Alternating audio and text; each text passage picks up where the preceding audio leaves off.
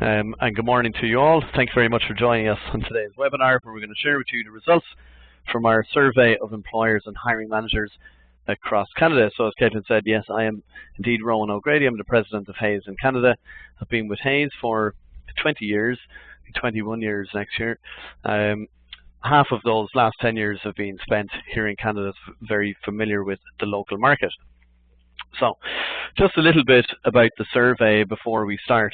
As most of you know, we produce an annual salary guide which shows typical salaries paid across a selection of industries and functional areas, and we cross-reference them for level of experience and a type of role that the role may be, or the type of company that the role may be found in. The salaries are based on what we see every day in the roles that we fill and from the candidates that we meet. And it's become an invaluable reference tool for literally thousands of hiring managers across the country. We're very proud of its simplicity and user friendliness. So to request a copy of the 2016 salary guide, you can just go to hayes.ca/salary guide and we will send you a copy or be in touch. In addition to the guide, we also take the opportunity to survey our clients about their own hiring plans, what they're going to do with salaries for the coming year, how they're feeling about their own business activity forecasts, and their confidence in the economy. And this year we've included 5 years of data in some instances to show trends in the market. And that puts us into a position where we can see things happening in the market that others can't, and it allows us to provide valuable advice and recommendations to our clients.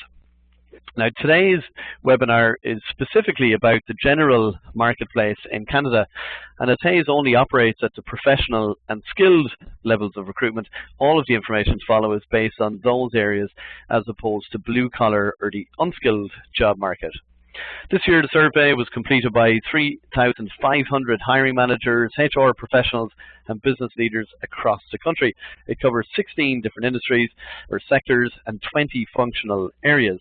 And during the next 20 minutes I'm going to pull out some regional and industry differences and variances as we go along for a comparison's sake. But if I don't cover the industry that you work in, it's probably in the guide itself. Okay, so I'll start off with the headlines. Corporate Canada's confidence in the economic stability looks more conservative than past years. Despite the market concerns, business activity forecasts remain consistent with previous years, and that's with the exception of Alberta, and I think I might say that a few times in the next 20 minutes. Employers are increasing salaries at a slow rate, although they are willing to alter salaries or increase salaries to attract key or niche talent. Awareness is becoming a new challenge for companies who are recruiting, and I will explain that. And succession planning seems to be something that is no longer a luxury or just a nice to have, all of which I'll explain as we go through. So I'll start out with the general market outlook. So we'll look here at people's feelings about the economy in general and whether people believe that it will strengthen, weaken or remain the same.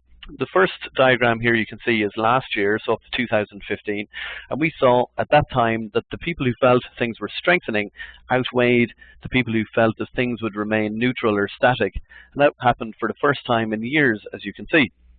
But this year, it's actually flipped back again, and by a margin that is greater than any time in the last 4 years, so quite a change. 50% believe that the economy will remain static in 2016, and around the same proportion believe it will improve, as there are that believe it will weaken, around mid-20%. Why is there a change? Well, the headlines for the Canadian economy in the last 12 months have been dominated by oil prices and more oil prices. And when we conducted the survey last year, the price of a barrel of oil was still over $60, and we hadn't really seen a change in confidence at that time. Now, at under $40, I believe it was $37 this morning, it is a different story. So how much of an influence is oil price and the Alberta economy having on the overall story in Canada? So let's take a look at the same question with the results broken down into BC, Alberta and Ontario, and you can see a marked difference between them. I'll start at the bottom here with Alberta. What was previously the most confident province has now become the least. In 2015, we had 60% of respondents believing that the economy would strengthen in the coming year, and that has now dropped to around 15%. 50% of people in Alberta now believing, or perhaps I should say hoping, that the economy will remain static for the coming 12 months, but a very significant number, around 40%, believing that things will get worse for the Canadian economy in the coming year. If you go to BC now at the top, you've got a very different story there.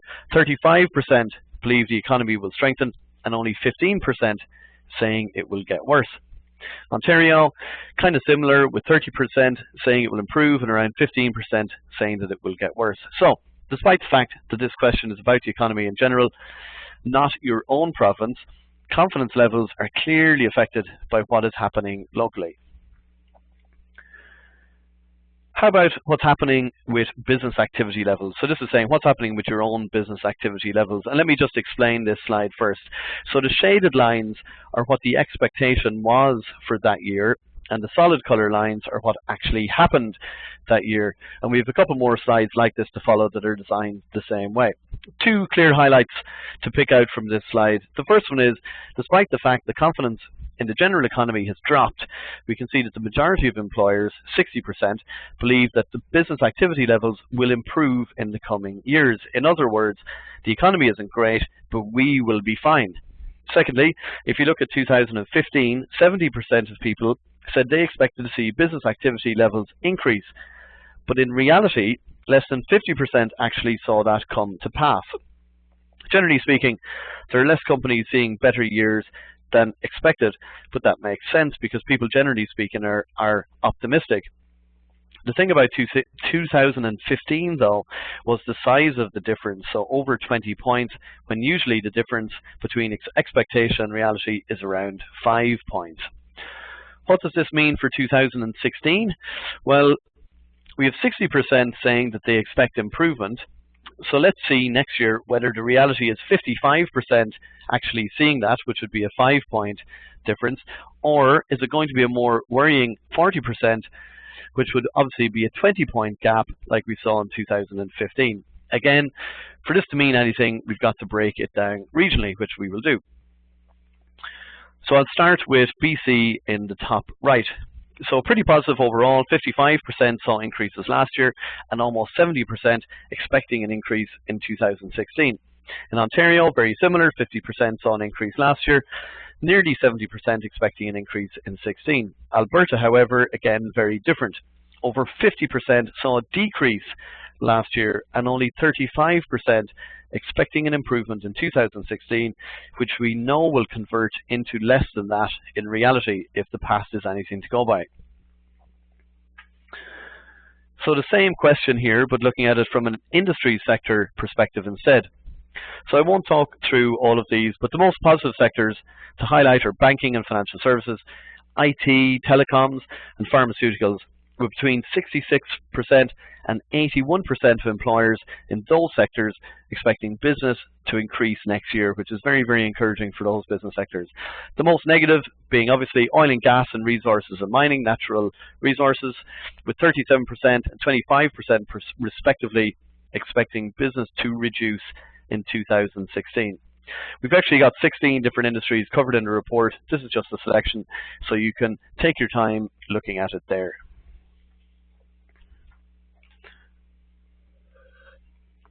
We wanted to get at the whole oil and gas question and decided the best way to do this was just to ask.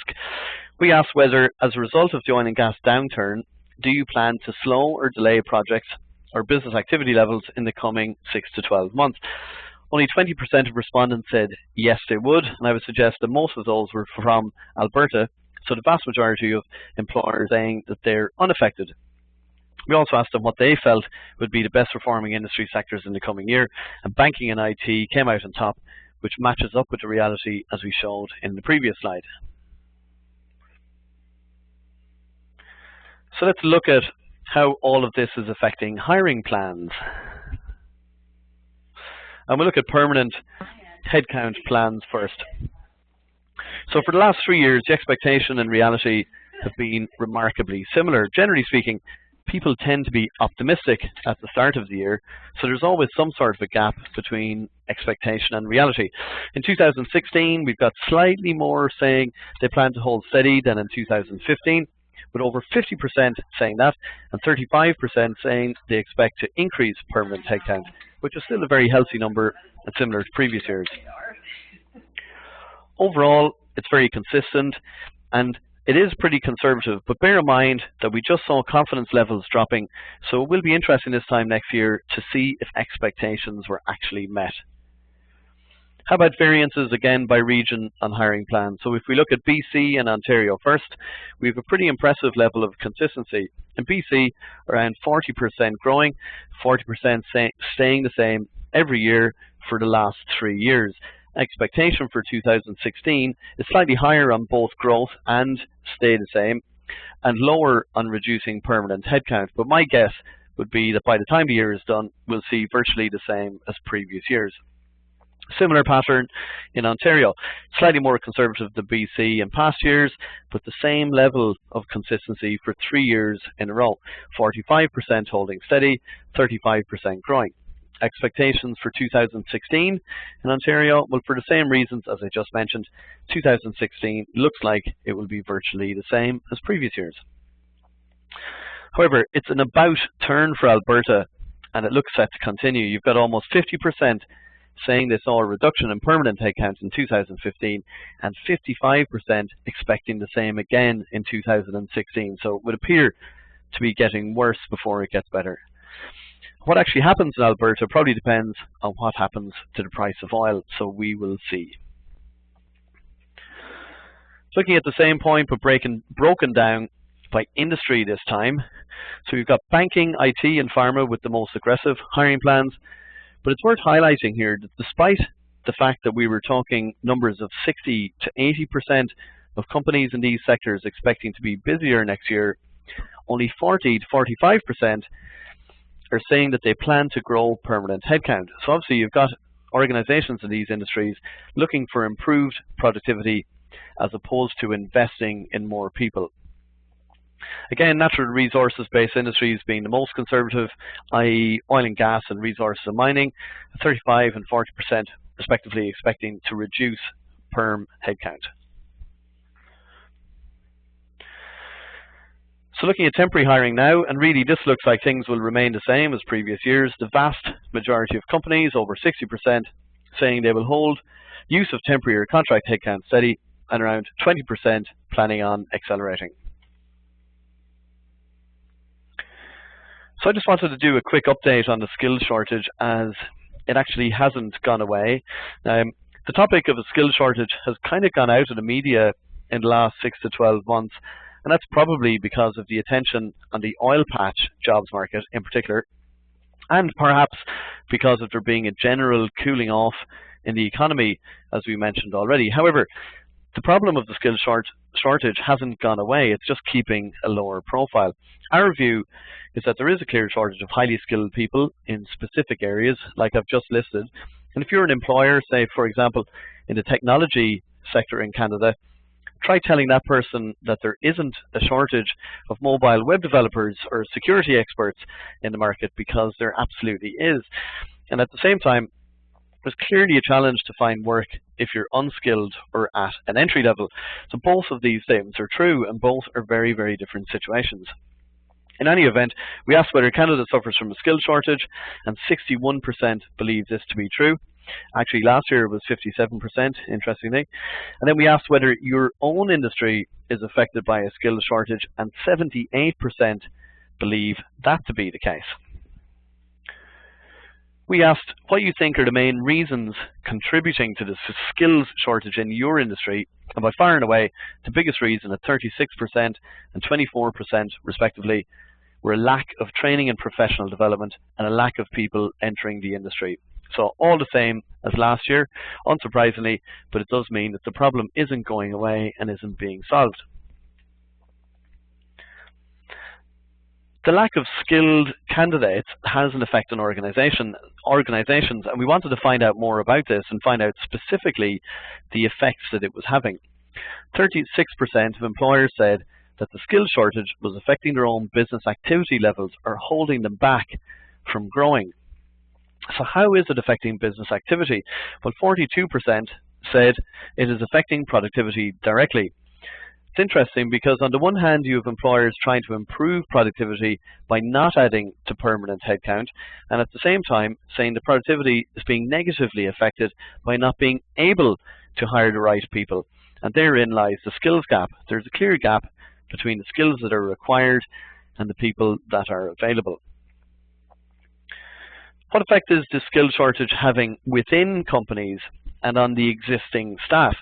Well, around 30% say that it's causing increased stress levels, just over 30% saying they're seeing reduced levels of office morale, and in a dominant proportion and growing over last year, 60% saying it's causing general inefficiencies in their organization as a result. The point here is that companies are trying to do more with the same people, and while this is an attractive business case, it does come with a health warning, if you like. Your plans to keep up with your expectations could be impeded by not attracting the right people, and even worse, losing some of your own very valuable people. So what are employers actually doing to respond to this issue? And we asked that question. What are you doing to address productivity concerns? And the most popular remedy is changing processes, changing organizational structures, followed by combining roles, so putting two roles into one, and providing more training, which all makes sense. The next most popular response is using temporary or contract staff, and almost 30% of employers doing that. However, a sustainable business requires development and promotion of staff, but there are only around 17% of employers using succession as a solution to the skills shortage. I'm going to come back to that topic of succession planning in a moment.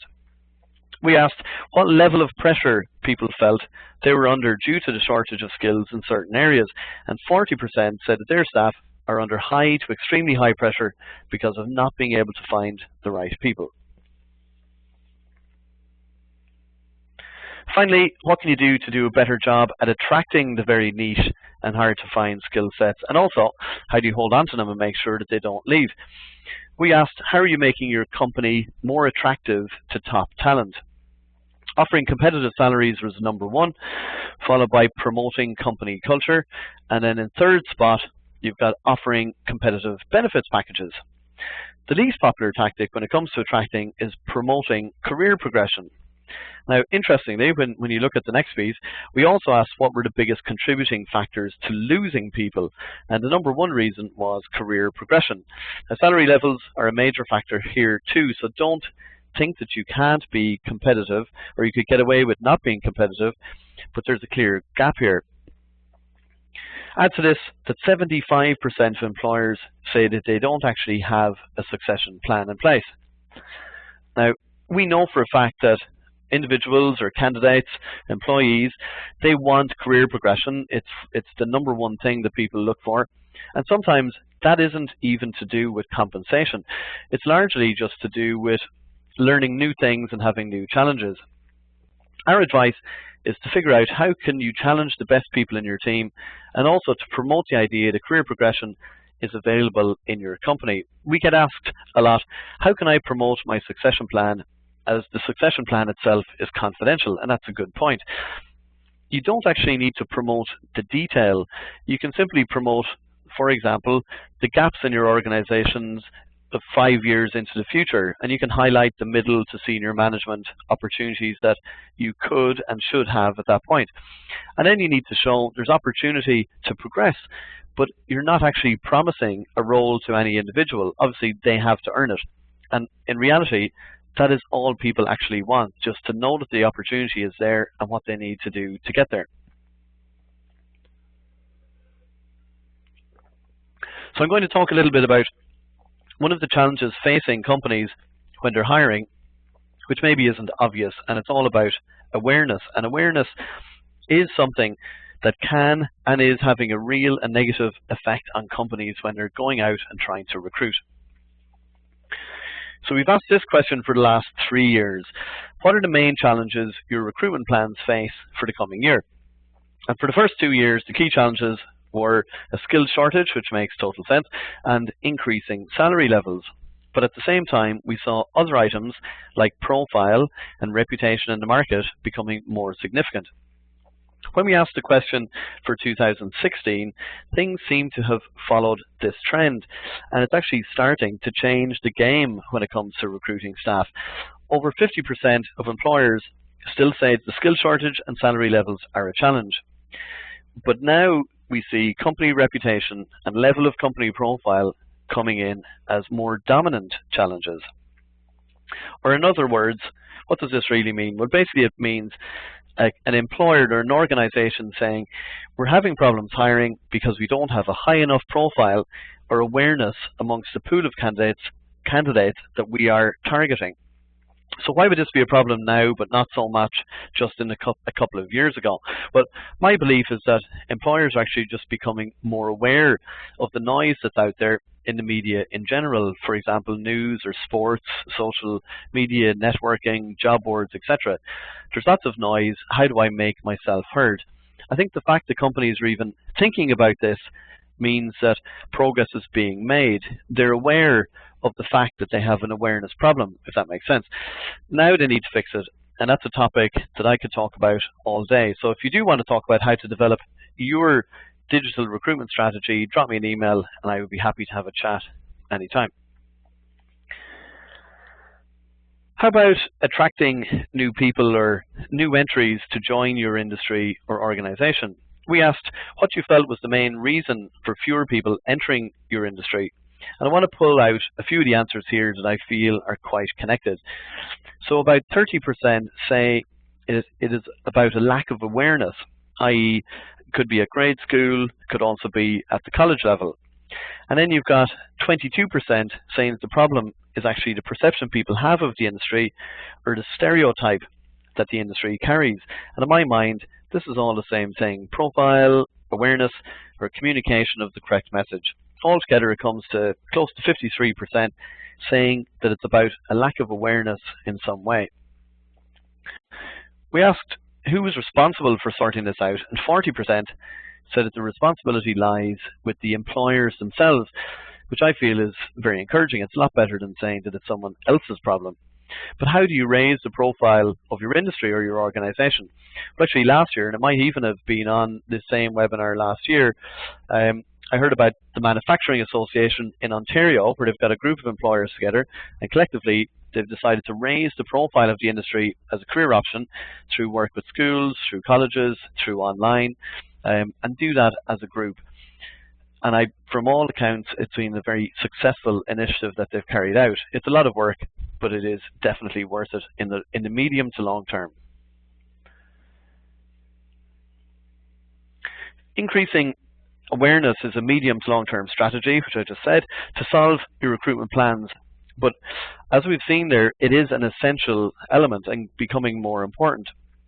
That means you have to be able to work in advance and build that awareness over time, and then when the time is right, you start hiring. Now that's easier said than done, and it's hard to make a decision to invest time for 6 months to 1 year building awareness when resource in your organization could be scarce. Now that's a very fair point, but when you look at the fact that it takes between 2 to 6 months to fill a niche job role, then perhaps the time would be well invested up front. And then you add to this that even though the economy didn't move forward last year, we've got 25% saying that it is harder to recruit in general now compared to a year ago. We asked what were your biggest obstacles to improving your processes, and 67% said that it was simply down to a lack of internal resources. And that rings true with what we hear every day from our clients. Sourcing the key skill sets is hard due to a lack of resource in your company. I'll leave this topic with this final thought. 50% of employers say that they've experienced large to extremely large amounts of pressure on their workload when recruiting, which is another reason or argument to invest in a long-term recruitment strategy. Again, I'm happy to talk about this more offline if anyone is interested. Okay, so on to compensation and salaries. So how is all of this affecting salary levels? So we ask each year how much salaries were increased by you in the previous year, and we've shown that from 2012 along with the plan or the intention for 2016. And the trend here is quite simple. We've got more and more, we see a move towards a less than 3% increase, and now we've got 70% of companies planning on offering that for 2016. And increases of more than 3% are becoming rare at around 25% of companies doing that, and that compares to over 40% offering over 3% back in 2012. So if employers are expecting business levels to increase and they're not planning on adding many more people, then why is there a trend also to a more conservative salary increase? Well, we believe that this is our view on the economy in general coming home to roost.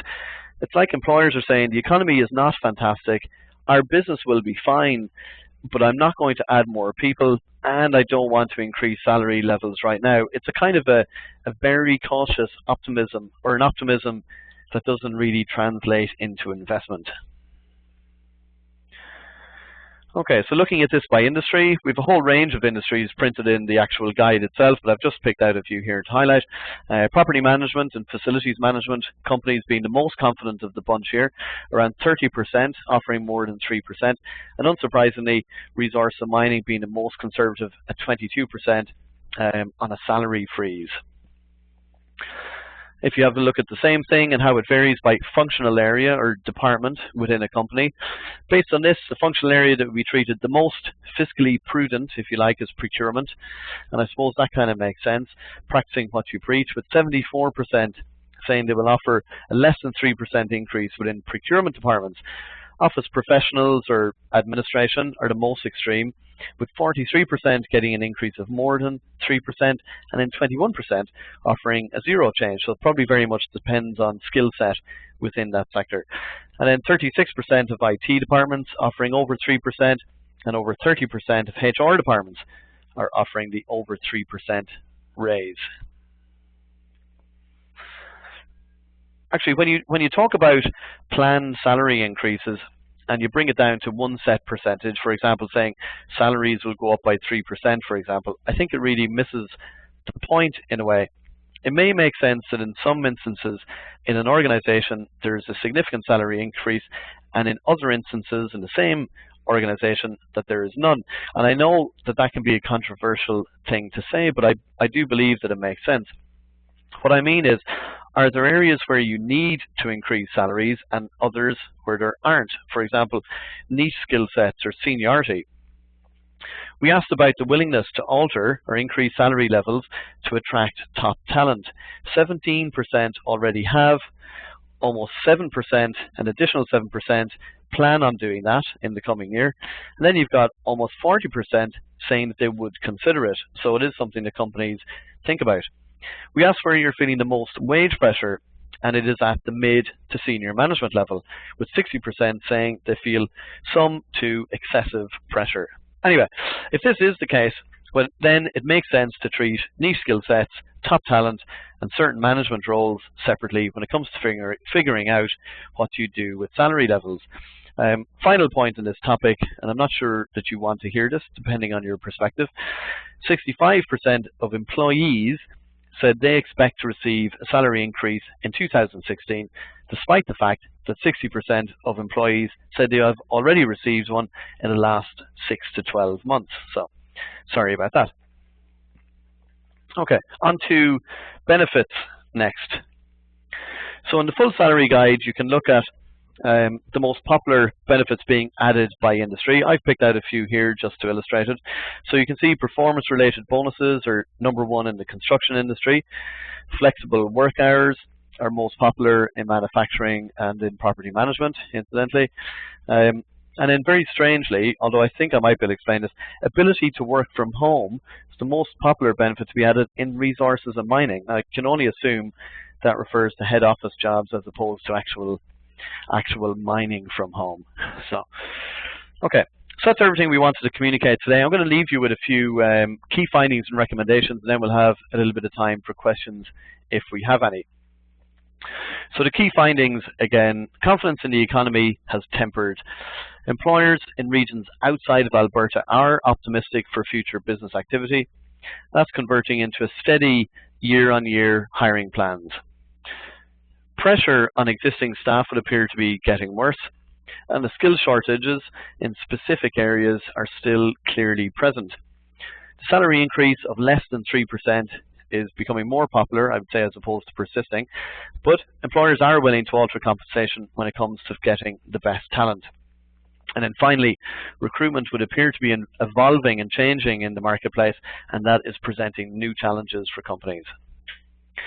Finally then, a few recommendations from our point of view. I would suggest attracting and retaining staff by developing and promoting your succession plan. It is free to do that, and it's very beneficial. Build a talent pipeline today, even if you're not recruiting. It's taking that time to find these people when you do start to look, so why not do the work up front? Develop and broadcast your employer value proposition. You need to let people know why it is attractive to come and work for your company. Invest in the future by bringing in more junior staff to support the existing workforce. And finally, protect your people assets through better engagement. For example, communicating timelines for salary increases, just to keep expectations realistic. Okay, so that's the end of the key messages we wanted to share today. So thank you very much for dialing in and listening. I think we were pretty much on time. I hope you found it useful and that you got a couple of constructive thoughts from it. We've now got a couple of minutes to answer any questions that you have. So if you have a question, just type it into the chat box and we will do our best to answer it. So I have Thea Watson. She's the Vice President for Marketing in Canada, also online. And Thea was responsible for the creation of the research and the analysis of the information that I've just presented. So she's also online and she can answer any questions that I cannot. So as we're waiting for questions, just to remind you, to request a copy of the full report, you can go to hayes.ca/salary guide. As I said at the start, the full report will be, oh, I didn't say that actually. I think it's being released on January 4th, so immediately in the new year, so you can request it now. We'll also have a recording of this webinar available on our YouTube channel, so if you're interested in getting the slides, you can do that there, and you've the added benefit of being able to turn off the audio if you wish. So, okay, so we'll have a look to see what questions we have. Let's see. Yes, there are questions. Okay.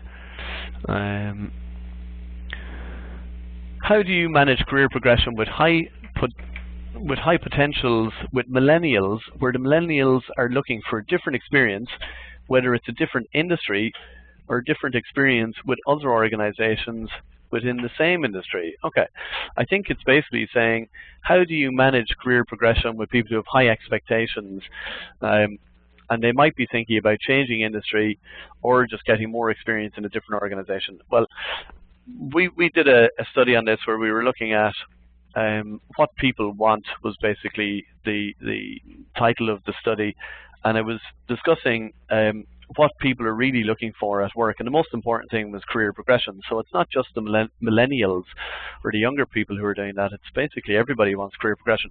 But we got into saying, what does career progression mean to you? And what it really means is new challenges, change, variety, a new role. It doesn't necessarily have to be a promotion to the next level with an increase in salary. It really has to be an alteration of what the person actually does. We see, and this does happen with younger people, whoever asked this question does have a pointer. We do see younger people working in an industry for a couple of years and then say, I was going to go and work in a different industry, or they've worked with one organization where they've been happy working there, but they just decide, I'm going to leave because I want to do something different. And the point is being proactive in changing people's roles, challenges, projects is an essential part of staff retention. There was one organization I was talking to last year where they were doing exactly this. They were literally moving people in their accounting department every year. Now, and that basically meant taking somebody who was doing accounts payable and retraining them to do payroll. You could say, you know, now I'm causing problems for myself by moving these people around, but it had a massive effect on their staff retention. Anyway, the summary is career progression, in my mind, is a lot about change, variety, new challenges, as opposed to just promoting them. So that and I would say that appeals to a young person as much as anybody else. How competitive is the temporary recruitment market to get top talent? Is it more or less competitive than permanent hiring? That depends on the industry sector, to be frank. You know, if you looked at IT, one of the biggest temporary markets or contract markets in the country, it's highly competitive to get top talent. There's a massive shortage of certain skill sets like mobile web developers, as I mentioned earlier. If you're an experienced mobile web developer, you get a choice as to where you want to go, and you almost get to dictate what rate you're looking for. Having said that, we see the same thing in the permanent market within IT as well. So it's really driven by skill set within industries as opposed to whether it's temporary or permanent, I must say. One additional thing to add to that, we do know that if you come out of the technical areas in temporary, where you look at low-level accounting positions, say, or administrative or support positions, a lot of the time people doing those jobs will do them until they find a permanent job, and that puts pressure on trying to find people to do temporary jobs. So it's not so much a lack of skills, it might be a lack of willingness sometimes for people to take the temp job when they think they might be able to get a permanent job. Next question, are there similar salary pressures in the contract temporary, same, okay, we're still in contract and temporary. Similar salary pressures in the contract temporary skilled market? Yeah, I would say the answer I've just given, absolutely, and it's driven by skill sets as opposed to anything else. Do you know if independent contractors are expecting salary increases in 2016? We're really into the temp and contracting. Yes, I think it's all about supply and demand there. Independent contractors are very aware of their value. They're very aware of the amount of demand, and they base that on how many calls they get when they say that they're available, or even when they're not. And the more calls they get and the more demand for their skills, the higher their salary goes up. So I would say if you're in certain markets, within IT, some areas within engineering, telecommunications, not so much anymore in oil and gas, not so much anymore in resource and mining, but otherwise, yes. With the oil and gas downturn, is it easier to find skilled professionals? Is it making it easier, for example, for construction or resource and mining industries to find talent? Yes. So yes to both of those questions. It is easier to find skilled professionals, but people in oil and gas are not looking for them. Has it made it easier in construction? To some extent in construction. Resource and mining, yes. You know, if you take electricians, heavy duty mechanics, millwrights who were working in oil and gas, probably because there was higher salary or higher hourly rates or salaries on offer, they're available, and if you can't get a job in oil and gas, then they'll look at resource and mining and they'll happily accept the lower salary. So yes, we've definitely seen that happen, and even into the forestry industry, where they will employ similar skill sets, they will take those guys too. So yes, it has freed up a lot of previously very rare skill sets. Okay, let's see. Here's another question that's just come in. My organization does not believe, this is not me talking, I'm reading out what the person is saying.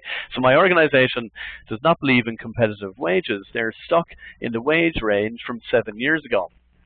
HR tried to show low wage is not working to bring in skills, or it's actually bringing in subpar skills. Advice for HR, please. That is a very difficult position, I must say. Now, well, my advice would be look at the facts. I would try and look at what's happening. First of all, you should be doing exit interviews. I'd find out what proportion of the people who are leaving. Well, you'd want to look at what the level of turnover is, period, and has that increased over the last 7 years, so you could put that in a line graph and see, is it increasing? Is this a real problem? Is staff turnover increasing? And if it is, then you've got to find out why and figure out on the people who have left. Hopefully you have done exit interviews. If you haven't, I'd suggest you start doing them now. And you find out what was the key driver that made them leave, and what was the key driver that made them go to work in a new organization. Now, generally speaking, I can tell you that the biggest driver on staff turnover that our clients say every year, and this is statistically proven, it's a lack of career progression. In your organization, if the number one reason is they left because the salary is too low, then you have a fact, and that is always more influential than just saying you think that there's a problem. So I would suggest you get the fact and then you present it, and then your next obstacle will be whether the person you're showing that information believes that it's enough of a problem or not. So you'd have to show the impact that turnover is actually having, or the fact that you can't hire new people. You can get similar information as well, by the way, on looking at people that you've offered jobs to in the last year and what percentage accepted them. and what was the reason, if the people didn't accept them, what was the reason that they didn't. Does economic downturn, I think this might be the last question, we've almost run out of time. Does economic downturn have an impact on digital recruitment? Does it go down? I think maybe that means, does digital recruitment become less popular or less required? Well, put it this way: if there's an economic downturn in your industry, then just as a general statement, it should be easier to find people because more people come on the market.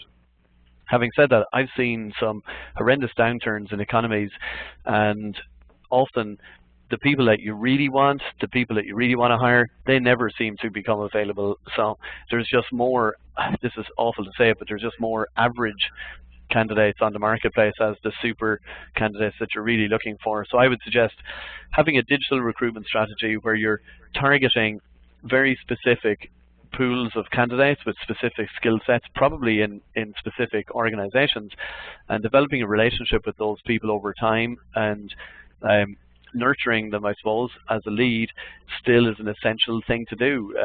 So I think finding the best people, you need to have a long-term plan. And as I said earlier, happy to discuss what that actually means if anyone's interested afterwards. Okay, let's see, is that it? I think it is.